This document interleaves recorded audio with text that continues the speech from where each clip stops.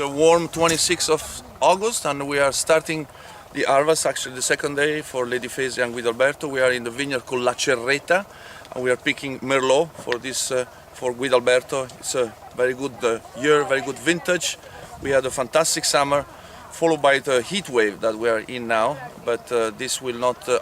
This will actually do very well to the grapes, and by next week we should be a little bit cooler with the temperature. All of the grapes are picked by hand, and at Tenuta San Guido they use all the same people from year to year. They don't hire day labor, so a lot of care is taken in this process. And this is where the first selection of the grapes is done to ensure that the grapes are the best quality for their wines. And here you can see that the grapes are perfect.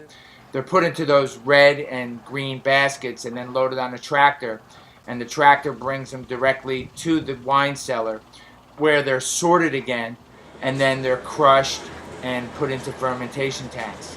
And here we can see right outside of the cellar of Guido Alberto and Lady Fesi, they're dumping by hand, so this is very manual, the grapes onto the sorting table. And here 4 to 6 people line up on the sides, and they go through the grapes and they pick out the leaves and the stems and bunches that have a little red or that are overly ripe, that don't meet the quality standard of Tenuta San Guido. Here they're loaded onto another kind of device. It's a conveyor belt that dumps them into the pump. It's like a crusher that crushes the grapes and then also destems the grapes. Stems are put into a bucket where they use on the farm as fertilizer and so forth.